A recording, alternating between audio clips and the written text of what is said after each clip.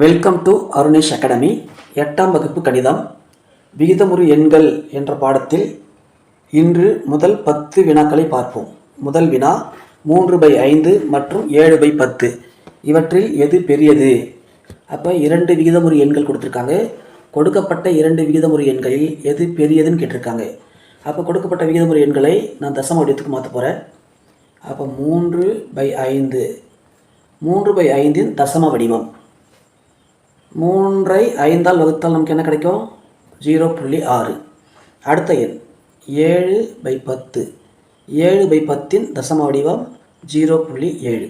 இப்போ 0.6 0.7 இந்த 2 எண்களில் எது பெரியது? 0.7 பெரியது. இப்போ 0.7க்கான எண் எது? 7/10.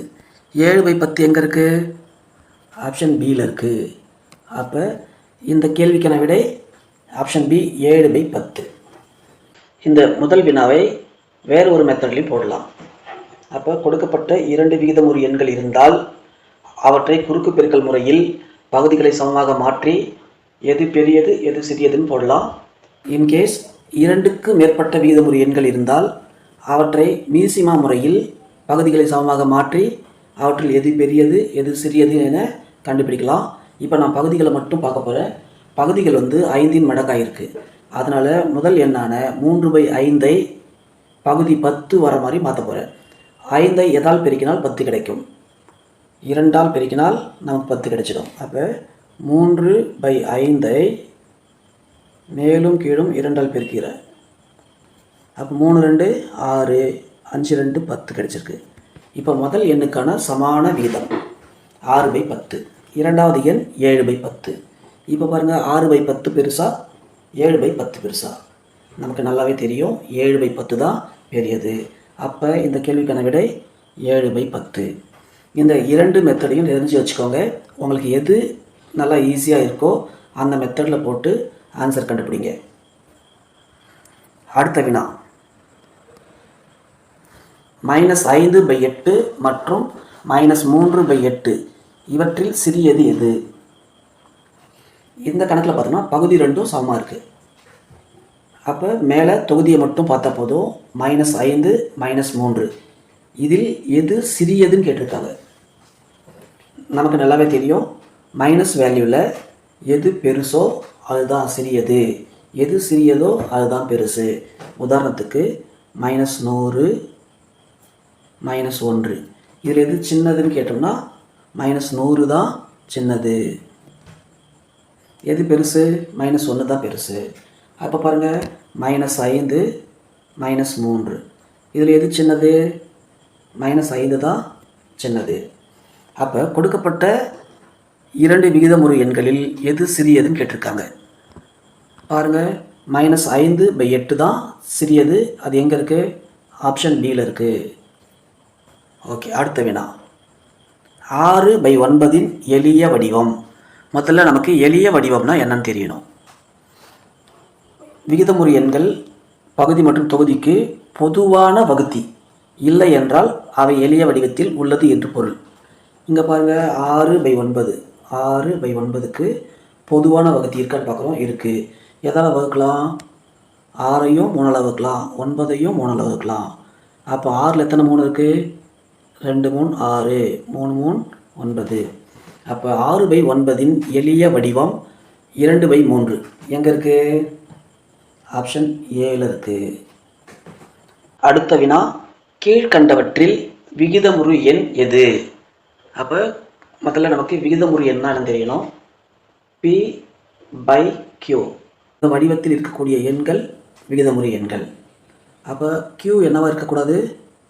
≠ 0, பூஜ்ஜியமாக இருக்கக்கூடாது. இப்போ கொடுக்கப்பட்ட எண்களை பாருங்கள். எந்த எண் P/Q வடிவத்தில் இருக்குது? ஆப்ஷன் சியில் இருக்கக்கூடிய -7/9 தான் விகிதமுறு எண். இப்போ மற்ற எண்களை பார்க்கலாம். ஆப்ஷன் ஏல இருக்கக்கூடிய √2, ஆப்ஷன் டியில் இருக்கக்கூடிய √5. இந்த 2 எண்களும் விகிதமுறா எண்கள். 9ஆம் வகுப்பு புத்தகத்தில் √2 √3 √5 √7 இது போன்ற எண்கள் எல்லாமே கொடுத்துருக்காங்க. இவைகள் எல்லாம் விகிதமுறா எண்கள்னு சொல்லியிருக்காங்க.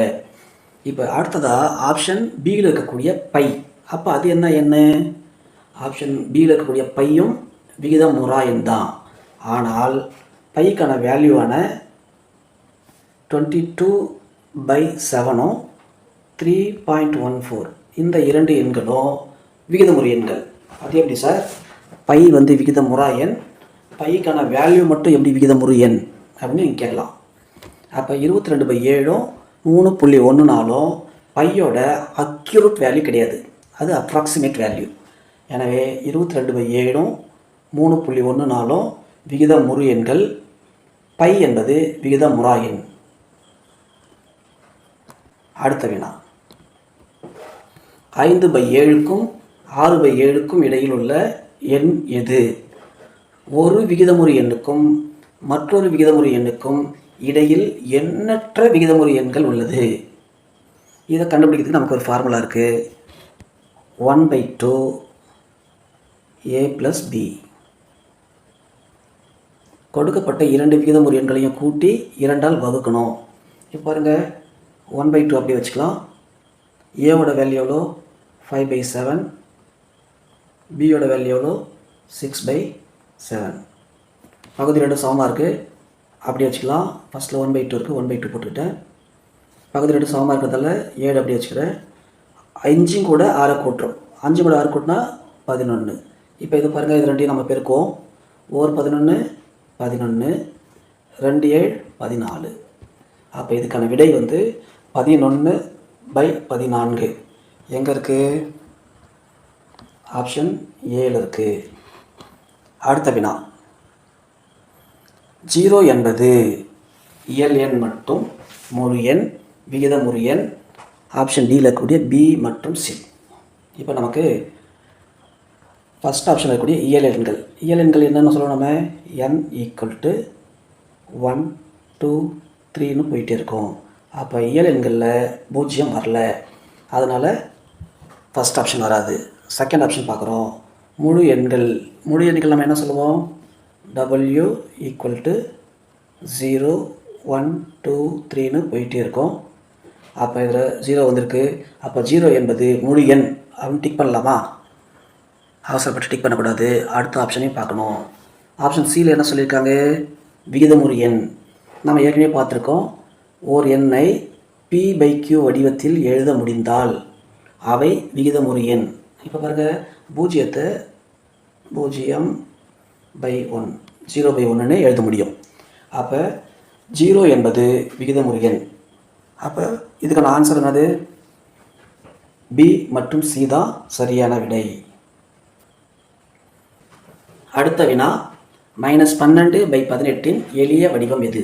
நாம் ஏற்கனவே பார்த்துருக்கோம். எளிய வடிவம்னு அர்த்தம், 2 எண்களுக்கும் பொதுவான வகுத்திகள் இல்லை என்றால் அவை எளிய வடிவத்தில் உள்ளது என்று பொருள். இப்போ பாருங்கள், இந்த -12/18 இந்த 2 எண்களையும் எதால் வகுக்கலாம்? 12ஐயும் 6ஆல் வகுக்கலாம், 18ஐயும் 6ஆல் வகுக்கலாம். அப்போ 6/6. 12இல் எத்தனை 6 இருக்குது? 2r 12. 18இல் எத்தனை இருக்குது? 3r 18. இங்கே மைனஸ் இருக்குது, நான் மைனஸ் போட்டேன். இப்போ இதற்கான விடை வந்து -2/3. -2/3 எங்கே இருக்குது? ஆப்ஷன் ஏல இருக்குது. அடுத்த வினா,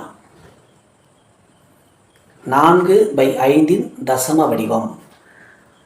ஒரு விகிதமுறு எண் அல்லது பின்ன எண்ணை தசம வடிவில் மாற்ற சொல்லியிருக்காங்க. இப்போ ஃபஸ்ட்டு நம்ம என்ன பண்ணலாம்? 4ன்ற எண்ணை 5ஆல் வகுக்கலாம். 4ன்ற எண்ணை 5ஆல் வகுத்து நமக்கு என்ன கிடைக்கும்? 0.8. அப்போ இதற்கான விடை வந்து என்னது? 0.8. எங்கே இருக்குது? ஆப்ஷன் பியில் இருக்குது. ரைட். அடுத்த வினா, -1/4க்கு எதிர்மறை எண். அப்போ எதிர்மறை என்னன்னு அர்த்தம்? ப்ளஸ்ஸோட எதிர்மறை மைனஸ், மைனஸோட எதிர்மறை ப்ளஸ். இப்போ இங்கே பாருங்கள், -1/4 அதுக்கான எதிர்மறை +1/4 எங்கே இருக்குது? ஆப்ஷன் ஏல இருக்குது. அடுத்த வினா, 7/8க்கு இணையான பின்னம். இணையான பின்னம் அல்லது சமான பின்னம். பாருங்கள், 7 8 இது ரெண்டையும் ஏதோ ஒரு எண்ணால் பெருக்கலாம். 7/8 2ஆல் பெருக்கிறேன், 7 2 14, 8 2 16. அப்போ எங்கே இருக்குது? ஆப்ஷன் ஏலே இருக்குது. அப்போ ஆப்ஷன் ஏ தான் சரியான விடை. இன்று விகிதமுறு எண்கள் என்ற தலைப்பில் 10 வினாக்கள் பார்த்துருக்கோம். இந்த 10 வினாக்களும் உங்களுக்கு நல்லா புரிஞ்சிருக்குன்னு நினைக்கிறேன். அடுத்தடுத்த வாரங்களில் மீதமுள்ள வினாக்களை பார்ப்போம். நன்றி, வணக்கம்.